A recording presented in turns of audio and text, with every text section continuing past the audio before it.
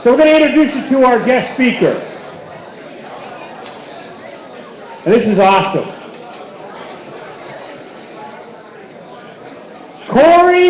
Lewandowski.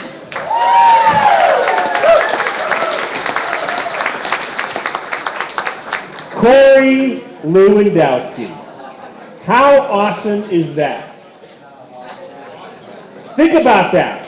Think about when you say that name and realize that this person helped guide the next president of the United States right here from New Hampshire.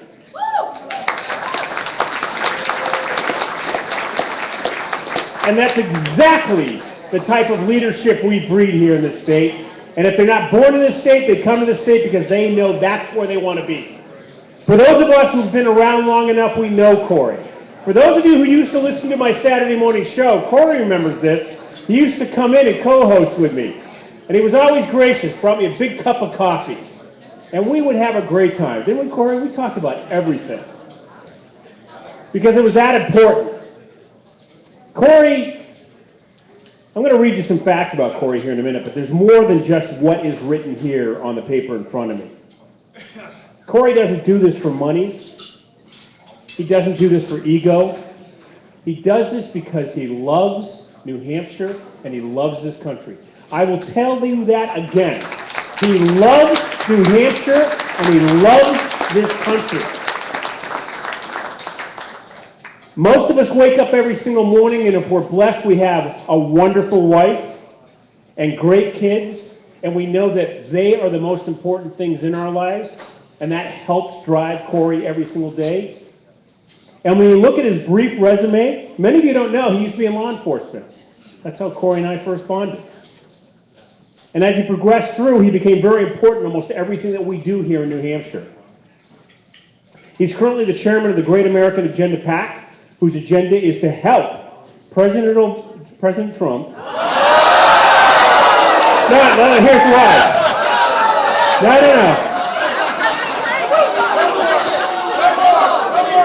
No. Here's why. Because the next line is drain the swamp, and they just automatically attached it to Obama. Corey continues political strategist in his own firm, Avenue Strategies. Corey previously served as the chief political advisor and campaign manager for now President Donald Trump.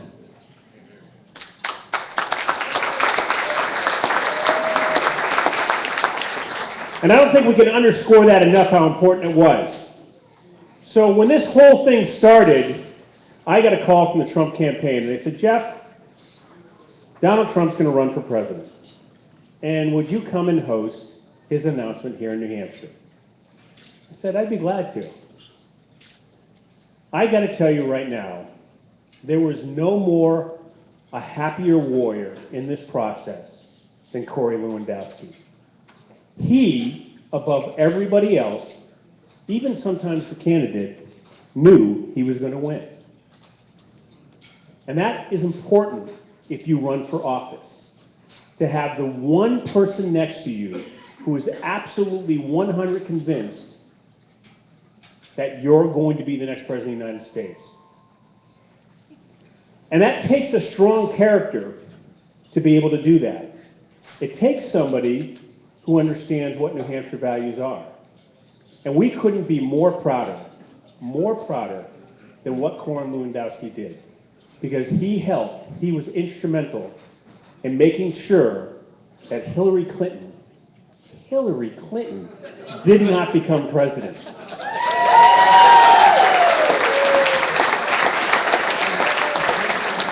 And if the Republican Party had the opportunity to saint anyone, it would be Saint Corey. Ladies and gentlemen, Corey Lewandowski.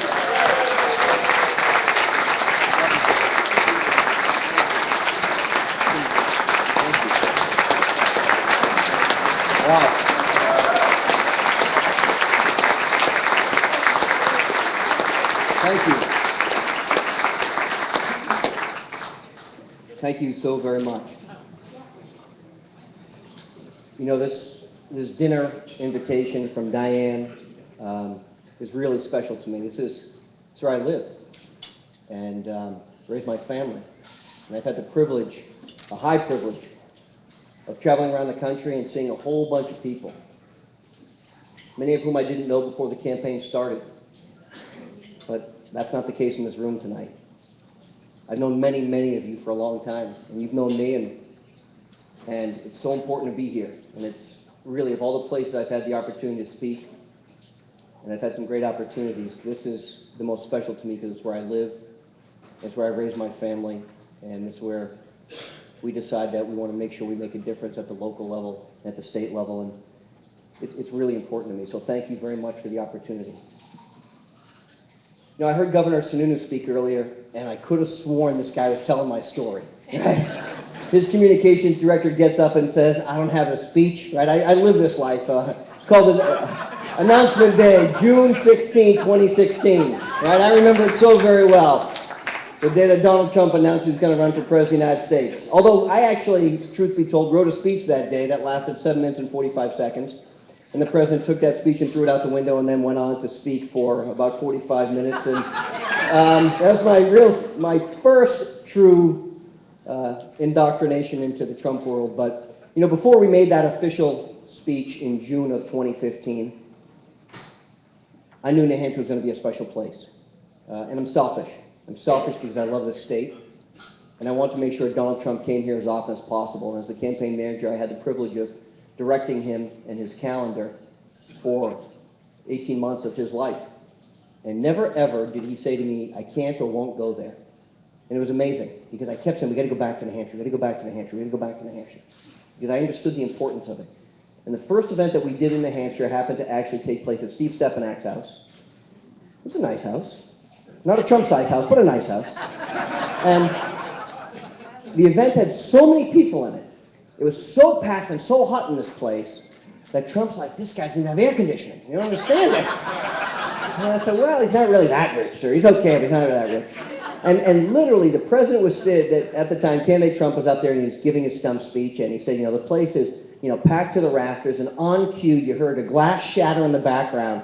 And that was the beginning of the end of Steve Stepanak's house, which I think he's now sold. Because it was you get a premium out of it, I think, because the president had been there. But look, in all honesty, Donald Trump is the greatest political phenomenon of our lifetime. And I mean that. We have a candidate who has never run for office, but has been successful at everything he's ever tried to do, whether it has been a best-selling author or a TV personality or whatever it may have been. And here's what some of the media said as we started this campaign. And I know the fake news, and you guys know the fake news, so let me just read you a couple things that they said. CNN's Michael Smerconish called Donald Trump the George Costanza of the 2016 field. The Washington Post's Jennifer Rubin called Donald Trump a pathological liar, narcissist, know-nothing who would never run for office. George Will actually quit the Republican Party.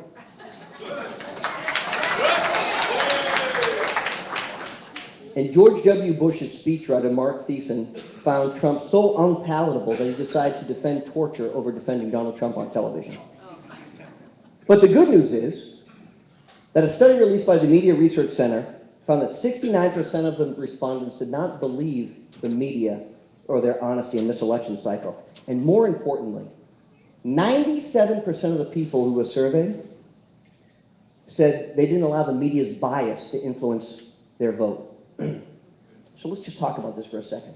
As President Trump approaches the end of his first 100 days in office, he has received by far the most hostile press treatment of any incoming American president, with the broadcast networks punishing him with coverage that has been 89% negative.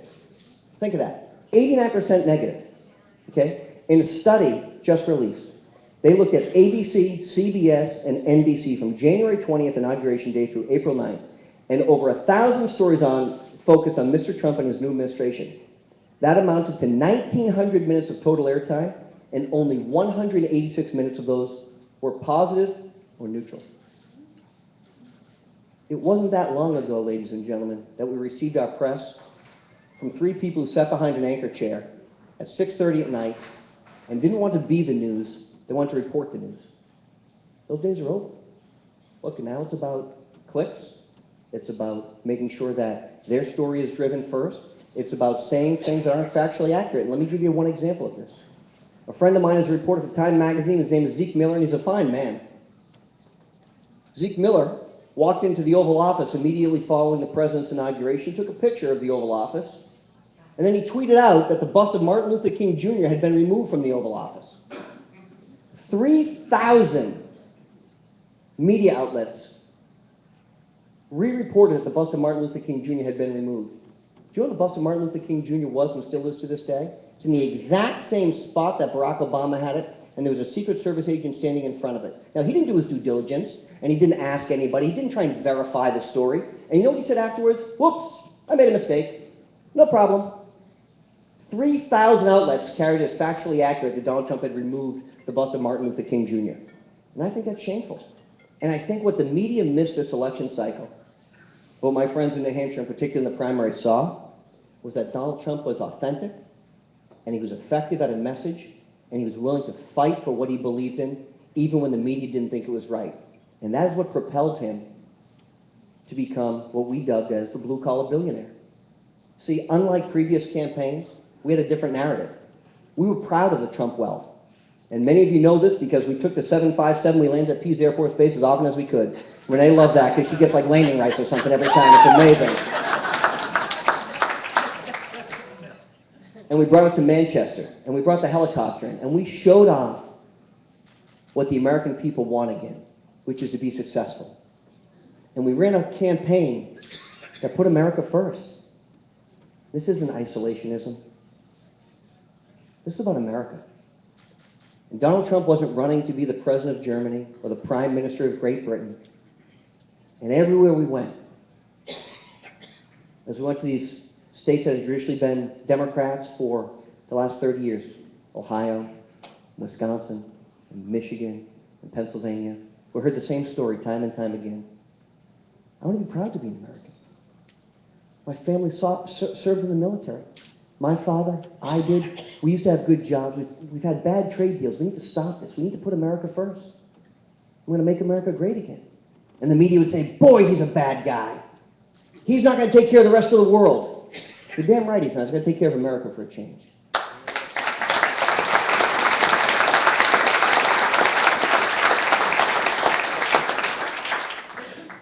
See, I think Donald Trump is like a racehorse, and I had the privilege to see this firsthand. In my time on the Trump campaign, about 18 months, I spent about 1,400 hours just on his airplane in 18 months. That's about 58 days straight. This is an individual at 70 years old who literally works 18 hours a day, 7 days a week, and doesn't take vacation. And he's a lot like American Pharoah, a great racehorse. You don't see them often, but when you do, you know a winner when you see it. And Donald Trump was always willing to do whatever it took to get the job done. And we used to have this slogan on the campaign where we always said we had the best plane and the worst food. Because I could sit down and count on one hand the number of times candidate Trump sat down to have a meal. We would have McDonald's 4 nights a week. We'd get Chick-fil-A if we were really, really lucky on the plane, which didn't happen very often. Wendy's was the other staple on the plane. And that's how we ate. And he would not eat until the last event of the day was done. We would start at 6 or 7 in the morning. We'd finish and go wheels down at 11 or 12 o'clock at night. Because he always wanted to make sure that we get everything in that we needed to. And it was amazing because this is a quintessential Donald Trump story. I had the privilege to travel to Las Vegas, Nevada with Mr. Trump and his business partner, and he owned a hotel out there with the big name Trump on it. And he said, his business partner said, hey, let's go to dinner at a nice restaurant called the Capitol Grill, directly across from the Trump Hotel. So the president, at the time, candidate Trump, said, okay, let's go. We walked into the restaurant and we sat down for a meal. And the woman came by and she said, sir, would you like sparkling water or spring water? He said, is the steak ready? And she said, excuse me? And he said, is the steak ready? And she said, sir, would you like sparkling water or spring water? He goes, which steak is already cooked? I got to get the hell out of here.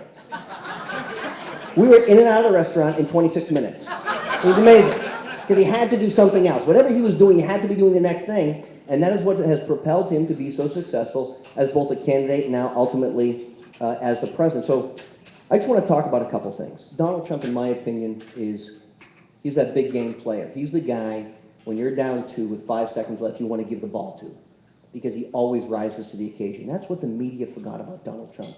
He has won at everything he has tried to do. So he would have had a very good life. But what he knew and what the American people knew was that Washington, D.C. has been broken for the last 30 years.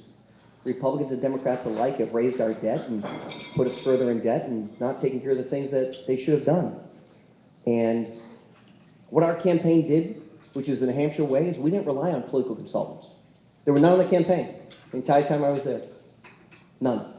If you weren't willing to work 18 hours a day in the office every day or travel with us, you didn't have a job on the campaign. And I had this vendor who came to us, and he was a big phone vendor, one of the biggest in the country. And he said, I'd like to do the phones for the Trump campaign. I said, okay, that's very nice of you. Thank you very much. And he said, I'd like you to pay me $25,000 a month for my services, plus a piece of whatever I do on the phones. I said, what? He says, $25,000 a month. I said, I'd like the counter proposal. Okay? Here's what I recommend. I'll pay you $250 a week. You start in the back of the room over here. You open up the mail. If you do that really, really well, we'll move you up to, answering the phones in the office. If you do that really, really well, we'll have you say hello to some of the people who come into the office. He goes, no, you don't understand. That's not what I do. I'm a vendor. I said, no, I understand.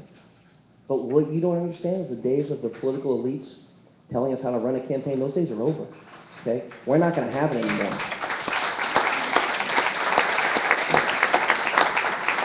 No fancy TV ads. No outside consultants. We focused the campaign on the key battleground states of Florida, North Carolina, Ohio, and Iowa.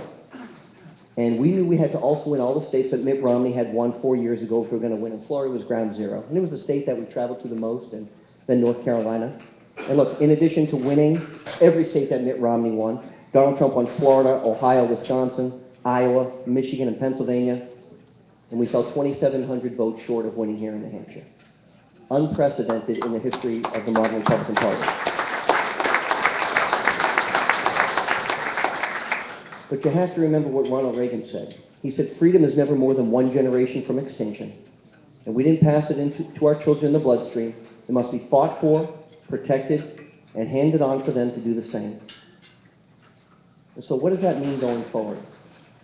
Look, winning an election, even for President of the United States, is the easy part. Now he's got to govern.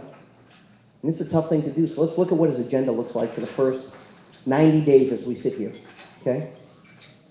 He wants to propose a constitutional amendment for term limits. That's what he's talking about in the campaign. That will come down shortly.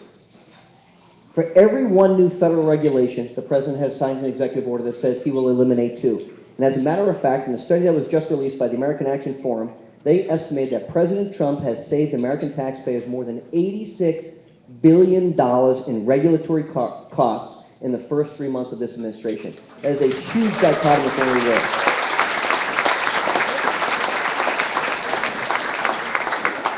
Renegotiate NAFTA or withdraw under Article 2205. Withdraw from the TPP has been done. Stop trading abuses that unfairly impact the American worker. We saw that done. Lift restrictions on the production of $50 trillion worth of energy reserves. Done. Keystone Pipeline. Done. Cancel billions of dollars to the UN climate change program. Done.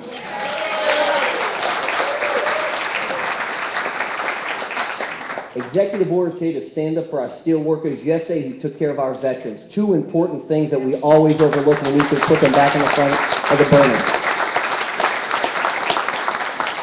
Name and get confirmed a replacement for Antonin Scalia. Done. Cancel funding to sanctuary cities. Done. 2 important things. And if you think of what this president said by putting America first, 2 important things. Begin by removing more than 2 million criminal, illegal aliens who are in our country.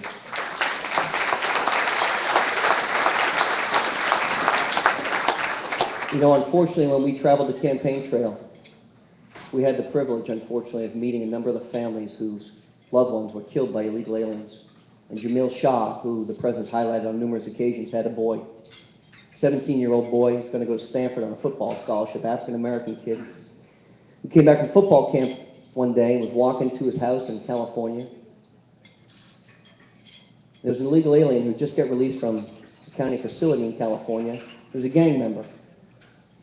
His initiation of staying in the gang was that he'd go and shoot somebody to prove that he was still part of the gang, which he had just been released from prison for. And he showed up and he put a bullet through Jamil Shah's son's face.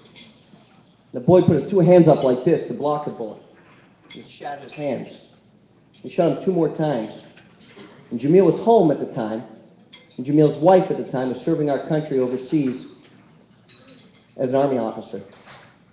And Jamil came out and found his son dead on the stoop, right there. All because an illegal alien who had been in our jail system, who should have been deported, wasn't. And Jamil's son will never be here. And what I don't understand, this is not a Republican ideal, it's not a Democrat ideal, it's an American ideal. It's why we would not do everything humanly possible to protect our individuals who live in this country from all enemies, both foreign and domestic. If that means you are a criminal in this country and you are here illegally, Jeff Sessions will deport you back to wherever you come from.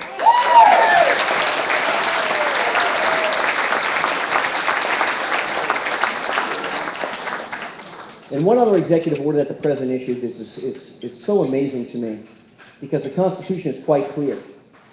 Suspending immigration from terror-prone regions where we cannot properly vet who is coming to our country.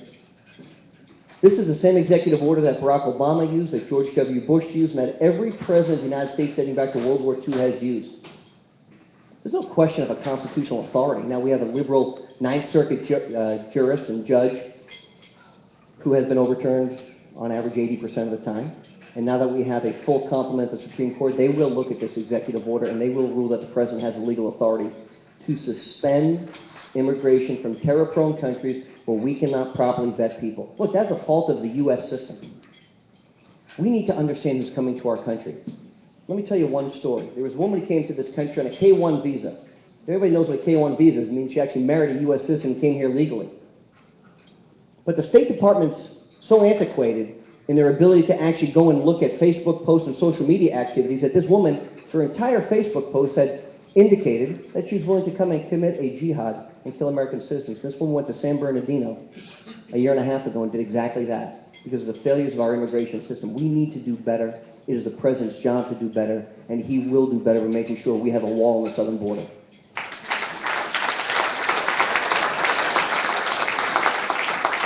And let me just say a few more things. I'll be happy to take some questions and talk about him as a man and as a person who I've gotten to know. But for the first time since 2009, the American people, when surveyed, said the country's actually moving in the right track. Think about that for the first time. The stock market has seen $3 trillion of value since Donald Trump has been elected on January 20th. But let me tell you a quick story, because this is the difference between the previous administration and the current administration. The previous administration used government authority to be punitive against small business owners, whether it was the EPA or the Department of Labor or whatever it may have been. And so, look, I had the privilege of working for the president for a long time, and he called me up and he said, "Corey, do you want to come work for me in the White House?" And I said, "Sir, with all due respect, I'd like to stay on the outside. I got a young family, and I can be more helpful on the outside." So I started a small business, and my business partner says to me, "Can you do me a favor? Can you go get an EIN number from the IRS, an employment identification number for any small business owner?" This should be about a 15-second process, right? You go online, you fill out the form. So I said to my business partner, "Okay, look, I'll take care of this. I've done this many times. I'll have it in 5 minutes, then we can actually get checks and cash things and not end up, going to jail for money laundering, because that's bad." So I go on the IRS website, and they say, "We're temporarily down from December 23rd to January 3rd, but if you'd like to call this 800 number, a representative can help you." And I said, "Okay." So I call, I wait 44 minutes on the phone, and Mrs. Johnson answers, and she says, "Can I help you, sir?" I said, "Yes, I'd like to get an employment identification number for my new small business." She says, "Well, have you filled out the form?" I said, "Well, no, your website is down." She said, "It's down for maintenance." I said, "Yes, it is." She said, "Well, could you do me a favor?" I said, "Well, of course, Mrs. Johnson, what can I do?" She said, "Could you fax it to me?" I said, "What?" She said, "Could you fax it to me?" I said, "Look, I live in Windham, New Hampshire. Nobody in this town has a fax machine. Like, if I drive to Salem and maybe there's a 24-hour Kinko's, maybe I can get there, but I get this new idea. Do you have an email?" She goes, "No, I don't." This is the IRS. She says, "No, I don't." I said, "I can't email you the form." She says, "No, I can't." I said, "Okay, let me ask you a question. If I can make it to Kinko's tonight and leave my children and go there and fill out this form, and I fax you this document, how long will it take for you to get me an EIN number?" She says, 7 to 10 business days.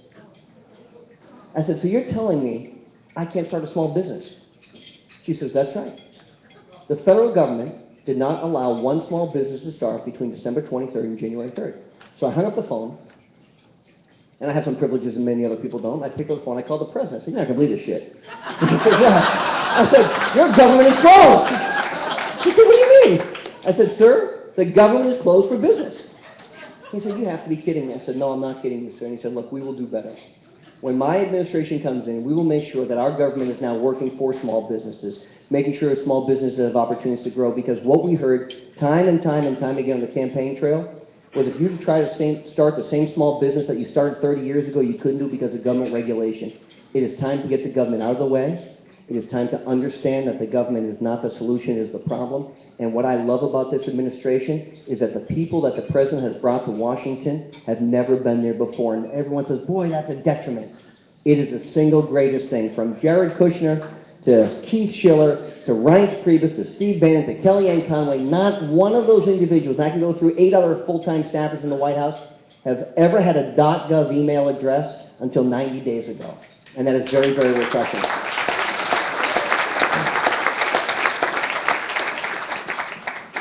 But look, I've got so many great stories about the president, and New Hampshire is so special to me, but let me just tell you this. Because I'm selfish, and I told you at the beginning of this speech, I wanted the last event of the general election for this president to be here in New Hampshire. I'm selfish. And it's a very, very special place to us. If anybody remembers primary night, election night, we were at the Yard in Manchester. And the president had us on stage, the whole team, which was so humbling because we had just dominated in the primary where many people, including Fergus Cullen, told us we could never win. Liar. But that's fine. But you know what? Donald Trump won, and he thanked the people from New Hampshire. And it's been a special place. And we came here and had a huge rally the night before the primary at the Verizon Wireless Center, which was in the Verizon Wireless Center and since changed names. It was a snowstorm. It was snowing like that. 3 of our staffers actually got into car accidents that night on the way to the event. And we had a great event. And then we came up here for the general election, and I said to the advance guys, this is George Ujikos, who runs the advance for the White House. I said, George, I just have one favor. And I know I'm not part of the campaign, but one favor is all I ask. Make New Hampshire the last event for me, because we're going to win. And the president was doing 6 events a day, 3 different time zones, and he was in Pennsylvania and Ohio and just going crazy. And I said, all I asked for is the last event. And they said, okay, Corey, we'll do it for you. We'll do it at the arena. We'll do it the night before the election, and we'll do it at 8 o'clock at night. I said, Georgie, do me a favor. Don't do it at 8 o'clock at night. I know this guy. He's not going to stop working at 8 o'clock at night. Please don't do it at 8 o'clock at night. I said, no. It's going to be 8 o'clock. It's the last event on the schedule, and it's going to be the final event of the presidential campaign. He's going to finish there. He's going to go back to New York, and we'll watch the election results come in. If you remember what happened, the election got very, very close. And I know the president well, and I know his work ethic, and I know his tenacity. And the last event was supposed to be at the New Hampshire arena, and it went off at 8 o'clock. It went off a little late, and it was a light show, and it was amazing, and the guys put all their effort in to make it the last biggest event of the campaign season as a favor to me and the right thing to do for the people in New Hampshire. And then the president said, I want to go do one more. And I knew it. And he jumped on the airplane, he flew to Michigan, and he did a midnight rally in Michigan. And he finished up there at 1 o'clock in the morning. He came back to LaGuardia and landed wheels down about 3:30 in the morning on election morning. And I knew the president would never stop at 9 o'clock. I just knew he wouldn't do it. I knew the candidate would not stop because there was one more opportunity to see one more person. And we won Michigan by the slightest of margins. And that's who you have as a president. You have an individual who will do whatever it takes to be successful. He is not saddled with 30 years of Washington dogma to tell him how things have always been done. And it drives some of the staff crazy when the president of a duly elected country calls him, even though we don't have diplomatic relations with him, and they tell him he's on line 1. He says, I'll pick it up, and 9 guys in the State Department's heads explode. He doesn't care. It's amazing because Washington is changing. He's been there for 90 days. There's a false narrative from the mainstream media that we're going to hit this 100-day marker, and it's going to be the worst administration of the first 100 days ever. Let's look back at it. I think Abraham Lincoln had a state secede from the Union the first 100 days. I could be wrong, but I think it's true. That's a pretty bad first 100 days, right? I think JFK might have had something called the Bay of Pigs, right? Maybe not so good the first 100 days. And what the president's going to have, what this administration is going to have is they're going to make another run at repealing and replacing Obamacare probably next week, because that's a pledge that he made to the American people, and that's going to get done. Then he's going to move forward, he's going to get a tax reform bill done, and then after that he's going to invest $1 trillion with a T into infrastructure projects. Those are the pledges that he has made on the campaign. You know, what Governor Sununu said, is my life only at a different level. When they said, Governor, what's your agenda? And he said, well, my agenda is what I said on the campaign trail, and we're holding to it. The similarities are amazing, because everybody says, what's Donald Trump's agenda? Why is he doing these things? Well, because he traveled the country for 18 months or 2 years and said exactly what he's going to do. He's keeping his promises to the American people because he's not a politician, he's a businessman, just like the governor was beforehand. And it's a different world, and the governor is so right. The relationship that Governor Sununu has and Paul LePage has is so important to the people of New Hampshire and Maine, because there are so many things that the federal government can help with, whether it's funding projects or the opiate epidemic, which is a terrible problem here in our state. The president knows it. Attorney General Sessions has been here already to discuss it. Chris Christie has been put in charge, the governor of New Jersey put in charge to look at the problems. We have a very, very serious problem. We know that land border crossings are down on the southern border, and once we put a wall up, we can stop illegal drugs from coming in and coming to New Hampshire. This is a problem that must be solved, and the governor needs to work with the federal administration to make sure that New Hampshire stays a priority, because we cannot continue to have this in our state.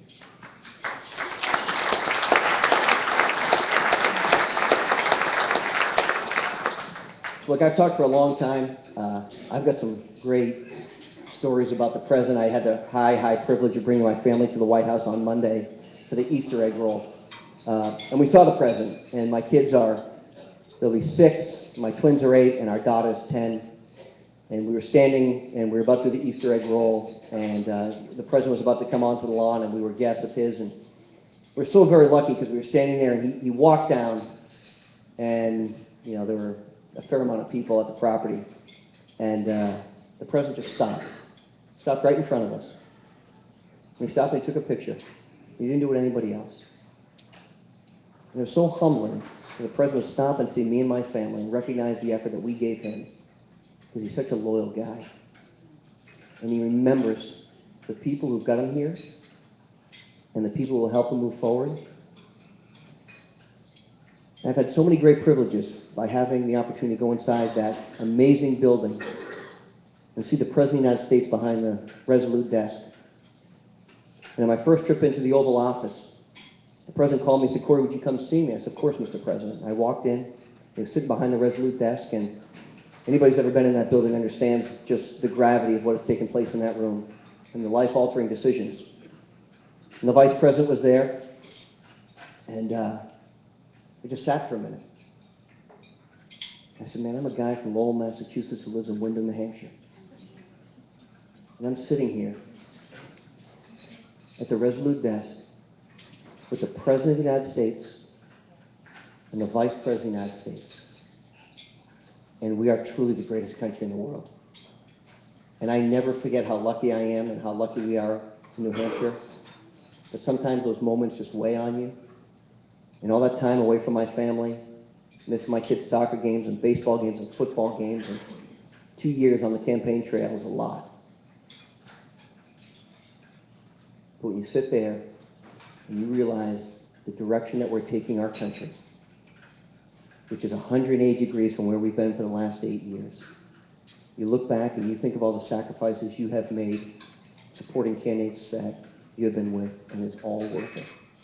I am so very grateful to be a New Hampshire resident. I'm so thankful for the people of New Hampshire who supported this campaign and all the other candidates in the primaries and our decisive victory here.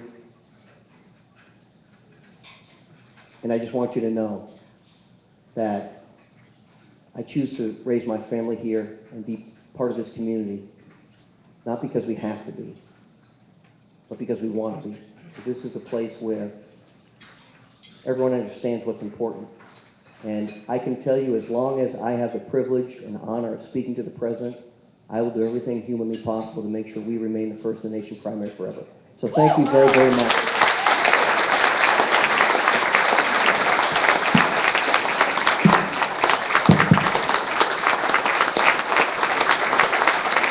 Ladies and gentlemen, Corey Lewandowski.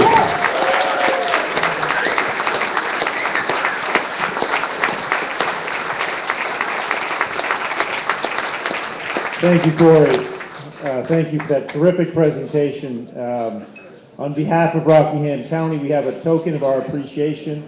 We'd like to thank you for the time and energy and effort you've put forth this evening. And as you mentioned and detailed, all the energy you put forth on behalf of us here in New Hampshire and serving our country. So thank you, Corey Lewandowski, for being with us tonight. Very important. Rockingham's own Corey Lewandowski.